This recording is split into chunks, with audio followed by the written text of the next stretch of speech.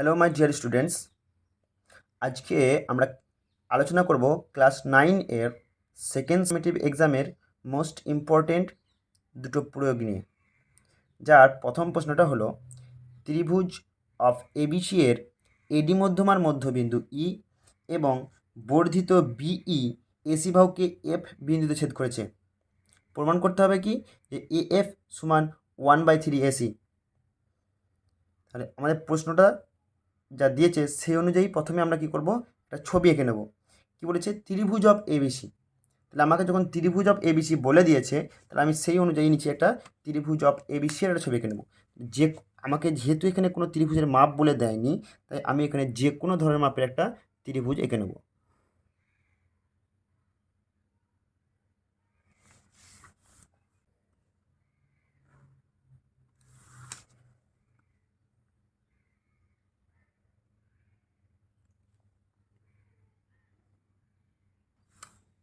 ত্রিভুজ এঁকে নিয়েছি। ত্রিভুজের নাম দেবো ত্রিভুজ অফ এ বি সি। এবারে আমাকে কি বলেছে? এবিসি এর এডি মধ্যমার, তার মানে এডি নিশ্চয়ই ত্রিভুজ অফ এবিসি এর যে কোনো বাহুর মধ্যমা। এ বাহু থেকে বলে দিচ্ছে, তার মানে সেটা বিসি বাহুর মধ্যবিন্দু দিয়ে অঙ্কিত সরলরেখা।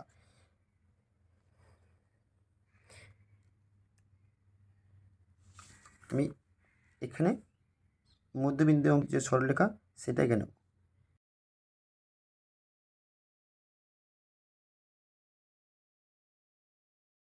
এডি মধ্যমার মধ্যবিন্দু, তার মানে এই যে এডি মধ্যমাটা আছে, এই মধ্যমার যে মধ্যবিন্দু সেইটাকেও নাম দিয়ে দিয়েছে। কি নাম দিয়েছে? সেটার নাম দিয়েছে ই। এবং বলে দিয়েছে আমাকে যে বর্ধিত বিই, মানে বিই বাড়ালে কি হবে? এসি বাহুকে ছেদ করবে কোন বিন্দুতে? আমি যদি বিইকে বাড়াই, তাহলে সেটা এসি বাহুকে ছেদ করবে। আর সেটা ছেদ করবে কোন বিন্দুতে? না, এফ বিন্দুতে ছেদ করবে। এই বিন্দুর নাম দিয়েছে কি? এফ।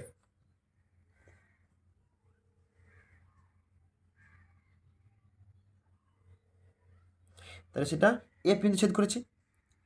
আমাকে যে প্রশ্ন দিয়েছে সেই প্রশ্ন অনুযায়ী আমি ছবিটা এঁকে নিয়েছি। এবার আমাকে জ্যামিতি প্রমাণ করতে গেলে আমার সবার প্রথম পাঠ হচ্ছে কি? প্রদত্ত। প্রদত্ত পাঠ আমাকে এখান থেকে এইটুকু যখন বলে দিয়েছে প্রশ্নতেই, তার মানে আমার এই পুরো অংশটা বলে দিয়েছে মানেই প্রদত্ত। প্রদত্ত মানেই দেওয়া হয়েছে। কি দেওয়া হয়েছে দেখে দেখে লিখব। ত্রিভুজ অফ এ বি সি এর এডি মধ্যমার মধ্যবিন্দু ই এবং বর্ধিত বিই এসি বাহুকে এফ বিন্দুতে ছেদ করেছে। এফ বিন্দুতে ছেদ করেছে। বাস, এইটুকুই আমাকে প্রদত্ত পাঠে দেওয়া আছে, আমি এটা দেখে দেখে লিখে নিলাম। এবারে আমি কি করব? আমাকে প্রমাণ করতে হবে, অর্থাৎ প্রামাণ্য। আমাকে কি প্রমাণ করতে হবে? দেখো লেখাই আছে প্রমাণ করো। প্রমাণ করো যে কি? এ এফ সমান 1/3 এসি। এটাই তোমাকে প্রমাণ করতে বলেছে, তাই নাকি? এটা তোমাকে প্রমাণ করতে বলেছে। এবার আমি এই অনুযায়ী কী করবো? আমাকে এখানে একটা কী করতে হবে? ছোট্ট একটা অঙ্কন করতে হবে। কী করতে হবে অঙ্কনটা? দেখো ভালো করে অঙ্কন দেবো। যেহেতু এই বিন্দুর নাম হচ্ছে ডি,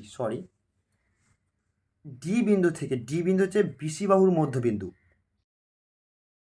বিসি বাহুর মধ্যবিন্দু, এই মধ্যবিন্দু থেকে এই সরলরেখা মানে বিএফ সরলরেখা, এই বিএফ সরলরেখার সমান্তরাল একটা সরলরেখা অঙ্কন করব। বিএফ সরলরেখার সমান্তরাল একটা সরলরেখা আমরা অঙ্কন করব,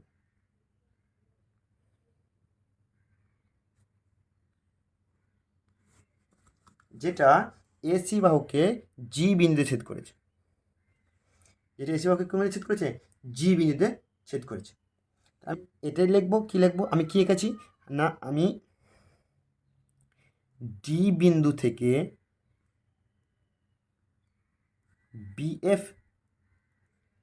সরলরেখার সমান্তরাল সরলরেখা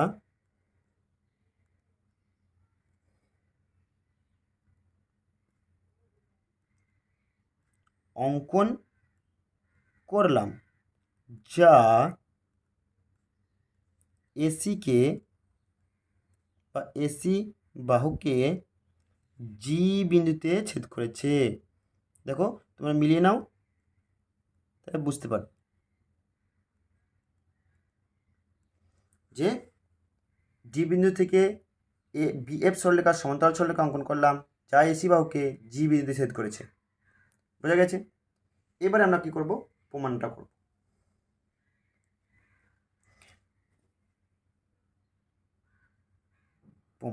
প্রমাণে কি করব, দেখো এই যে ত্রিভুজটা দেখতে পাচ্ছ, এই ত্রিভুজের মধ্যে দেখো বিএফসি একটা ত্রিভুজ।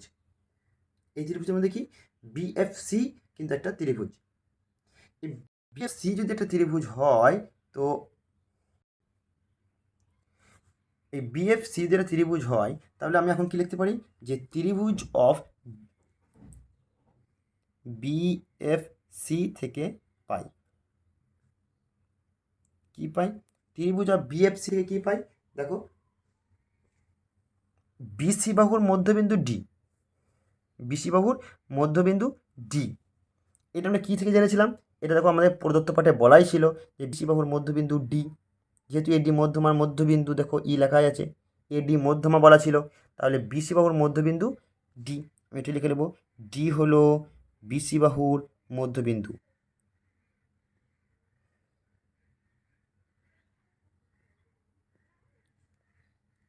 যেহেতু এডি কি মধ্যমা, আমার কারণটা কি, যেহেতু এডি মধ্যমা তাই ডি হলো কি বিসি বাহু মধ্যবিন্দু।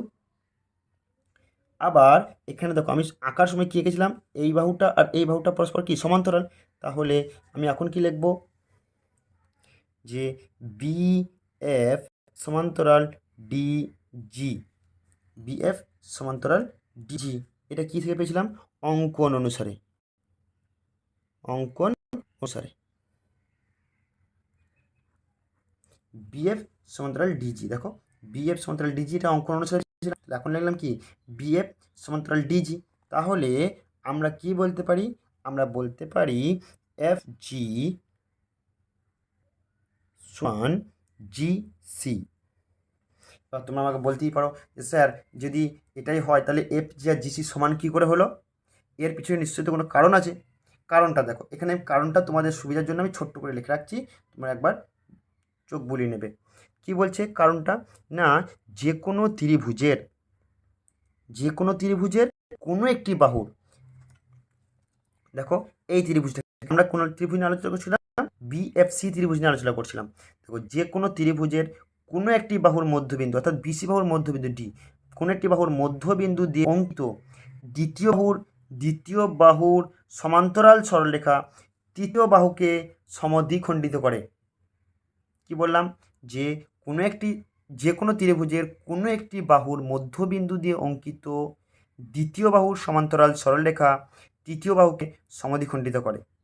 আমি কারণটা এখানে তোমাদের লিখেও দিচ্ছি, যাতে করে তোমরা একটু খাতায় নোট ডাউনও করে রাখতে পারো, যে কোনো ত্রিভুজের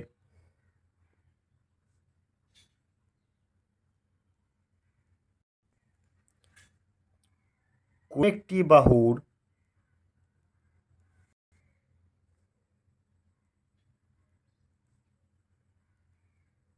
মধ্যবিন্দু দিয়ে অঙ্কিত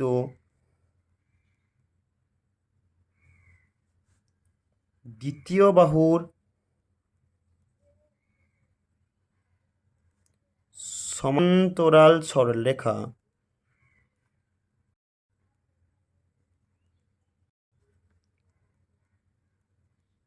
তৃতীয় বাহুকে সমদ্বিখণ্ডিত করে। এইটা হচ্ছে আমার কারণ, যে এইটা কেন সমান হলো, এফ জি আর জিসি কেন সমান হলো, তার কারণ হচ্ছে এইটা। এবারে আমরা দেখো এই ছবিটা দেখো ভালো করে, যে ছবিটাতে এ ডি এবং জি, এটা একটা ত্রিভুজ, এ ডি এটা ত্রিভুজ, তাহলে আমরা এখন আবার লিখব যে ত্রিভুজ অফ এ ডিজি থেকে পাই, ত্রিভুজ এ ডি জি থেকে পাই। কী পাই ত্রিভুজ এডিজি থেকে ই এডি বাহুর মধ্যবিন্দু। কারণ প্রদত্ত অনুসারে বলাই আছে, একবার ছবিটা মিলিয়ে নাও তোমাদের খাতা ছবির সঙ্গে, যে বলাই ছিল যে এডি বাহুর মধ্যবিন্দু। এবং এছাড়াও আমরা কি জানি বি এফ সমান্তরাল ডিজি, অর্থাৎ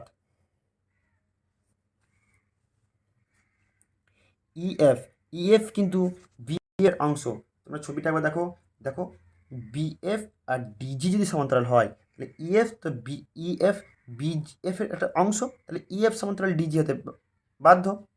ইএফ সমান এই বিএফ এর অংশ যদি ইএফ হয় তাহলে ইএফ সমান্তরাল ডিজি হতে বাধ্য। সেই অনুযায়ী আমি লিখছি কি ইএফ সমান্তরাল ডিজি। ইএফ সমান্তরাল যদি ডিজি হয় তাহলে আমরা এই লজিক অনুযায়ী বা এই সূত্র অনুযায়ী আমরা বলতে পারি কি যে এএফ সমান এফ জি, এএফ সমান এফ। বোঝা গেল? এবার এখানটায় দেখো ছবিটাতে আবার দেখো কি বলেছে, এএফ আর এফ জি সমান।